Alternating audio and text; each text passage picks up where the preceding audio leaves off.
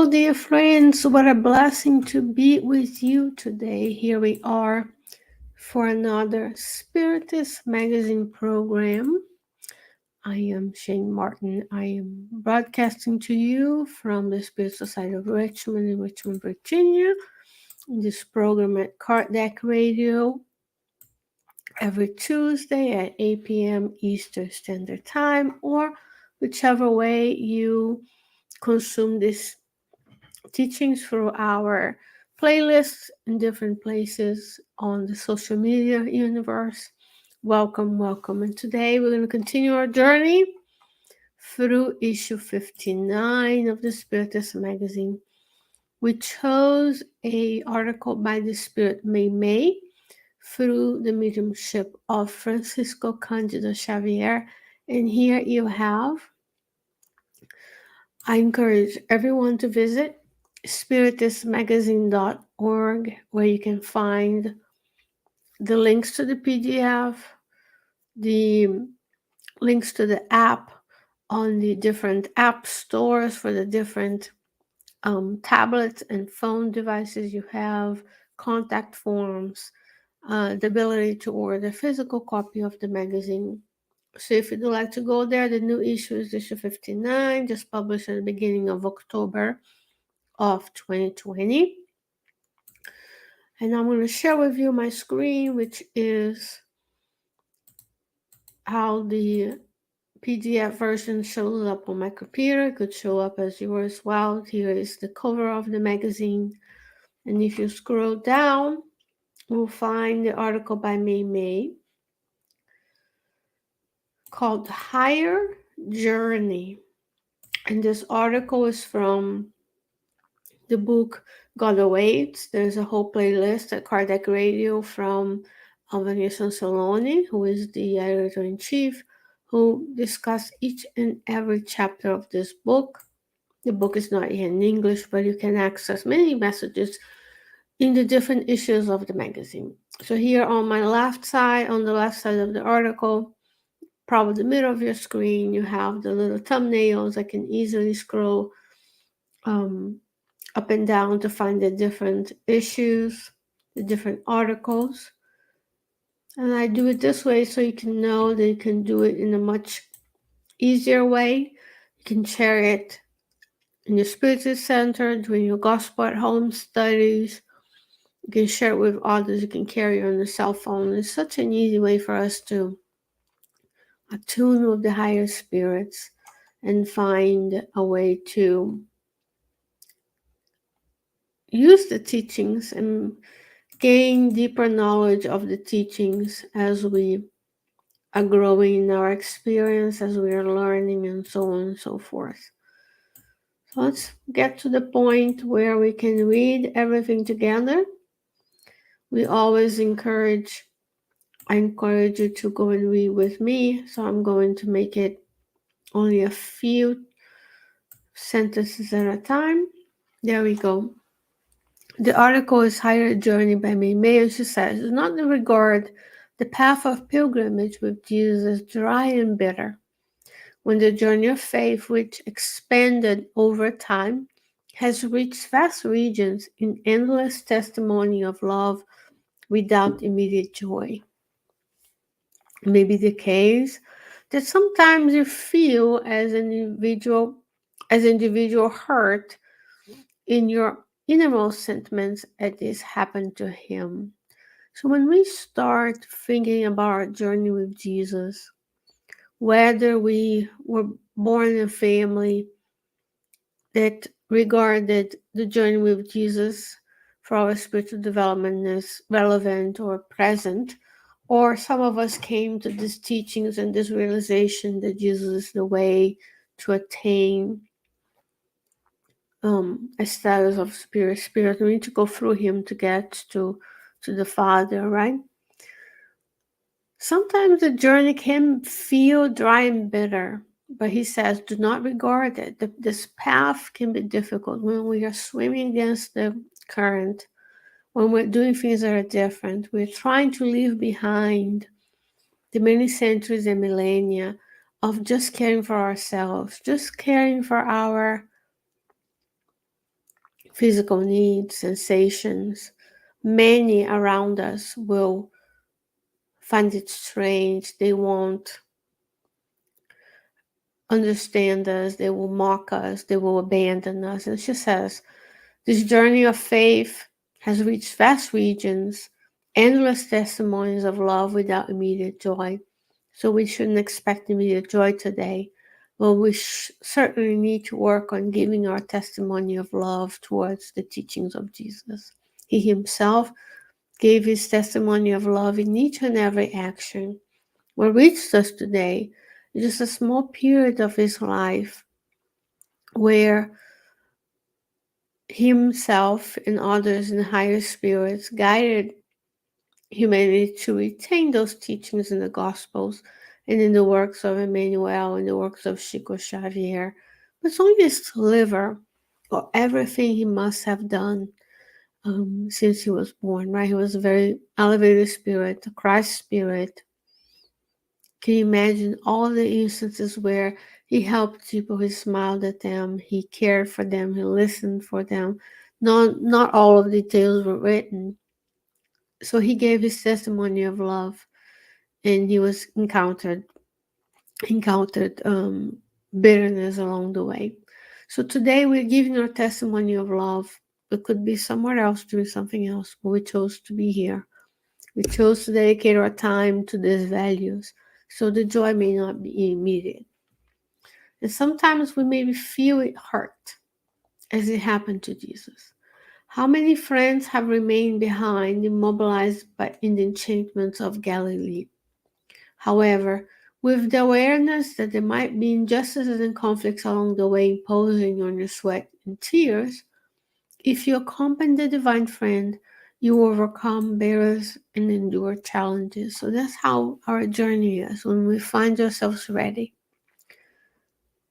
to leave the old human behind, old man and woman behind, to birth within ourselves the new Adam. We find there will be struggles and barriers, but we proceed. We pray, we continue in the good works. We don't let the bitter feelings, the sweat and the tears discourage us. And even if those around us are not following, we continue. You're never alone. The superior spirits are with us in this journey. She says, from time to time, you interrupt your current steps to reflect on the broken dreams that circumstances forced you to leave behind. The journey may now seem a heavy march on thorns and stones, but to walk through it, choose to be next to him, the eternal friend who has already accepted your company. So when we feel heavy, we feel discouraged, we look and say, Jesus, thank you for so much you've given me. May I model you in my life.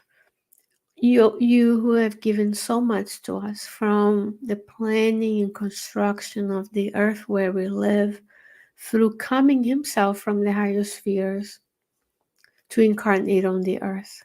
So we're choosing to be next to Jesus, just as his apostles did. And that's why it's important to read the books, to read things like Neil Lucius, Jesus in the Home, where every night Jesus was there with them. We can learn from his body language, from his words, that he was there for the disciples who chose to leave many things in their lives behind to follow him. And they were accompanied by challenges, by barriers, right? When Paul chose to follow Jesus after his encounter in Damascus, he went through many decades of testimonies of love. However, the struggles were there, the sweat and tears were there, but he pressed on. He pressed on, and so shall we. We're choosing to be next to Jesus each and every day. He already accepted our company. He has accepted us to live on the earth. He's guiding us, providing us with our spiritual friends and resources to go on. And Meimei continues. She says, undeniably, it's a difficult road towards the conquest of love without retribution. The earth can seem full of intimidations that slash at the heart, and difficulties as petrified clouds that turn fears into showers of morning. Nevertheless, continue with Jesus and blast the challenges that happen along the pathway of elevation. Very beautiful. Also very hard. It's very simple but hard to implement. When the challenges appear, we may crumble, we may falter, and then we remember what Jesus went through, and we say, please, God, give me the strength to continue. Give me the strength to reach out and help others, to continue to do this work, to build spiritual relationships and shields from the attacks that I might receive.